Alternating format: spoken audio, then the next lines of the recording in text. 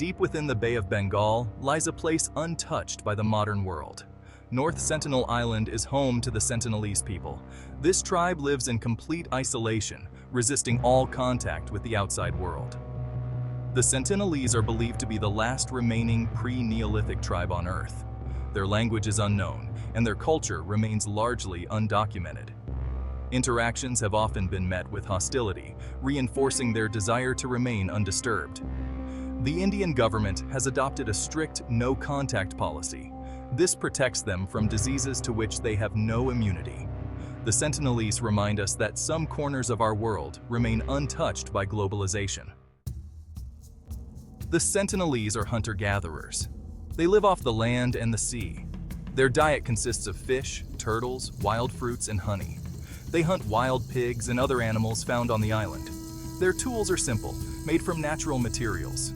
The Sentinelese are skilled hunters and fishermen. They use bows and arrows to hunt. They fashion fishing spears for catching fish in the shallow reefs surrounding the island. They build small canoes to navigate the waters. Their survival depends on their intimate knowledge of the island's resources. Their homes are simple shelters constructed from leaves and branches. These provide protection from the elements.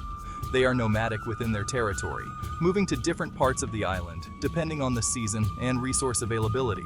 Their lifestyle is a testament to human adaptability and resilience. Contact with the Sentinelese has been sporadic and often met with aggression. There have been recorded attempts to make contact dating back to the 19th century.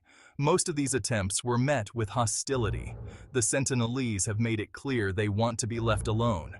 In 1974, a National Geographic film crew attempted to make contact.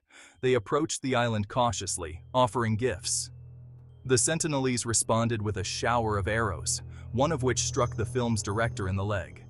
This incident highlighted the dangers of attempting to force contact. In 2004, after the devastating Indian Ocean tsunami, an Indian Coast Guard helicopter flew over the island to assess the situation. The Sentinelese responded by firing arrows at the helicopter. This event demonstrated that the tribe had survived the tsunami and wished to remain undisturbed. The Indian government reinforced its no-contact policy. Section 4. The Ethics of Isolation. The Sentinelese present a challenging ethical dilemma. Should we respect their isolation, even if it means they remain cut off from the potential benefits of the outside world? Or do we have a moral obligation to try and establish contact?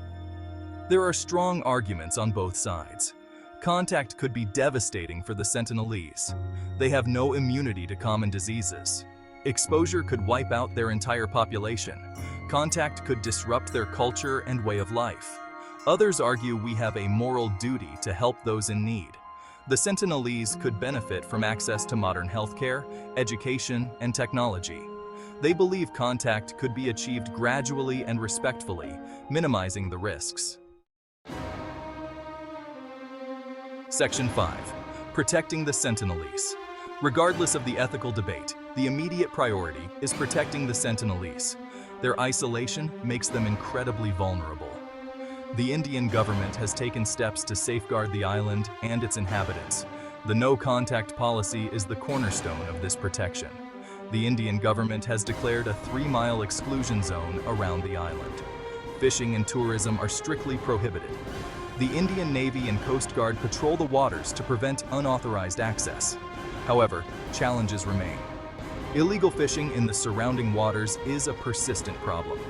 In 2006, 2 fishermen, illegally fishing for mud crabs, drifted too close to the island and were killed by the Sentinelese. The incident highlighted the dangers of encroaching on their territory. Section 6. An uncertain future. The future of the Sentinelese is uncertain. The world is becoming increasingly interconnected. Maintaining their isolation will become ever more challenging. Climate change, rising sea levels, and resource depletion pose significant threats to their island home. The Sentinelese have survived for centuries in complete isolation. They have adapted to their environment and maintained their way of life. However, the challenges they face are unprecedented. Their ability to adapt to these new threats remains to be seen. The world watches and waits. The Sentinelese are a powerful reminder of the diversity of human experience.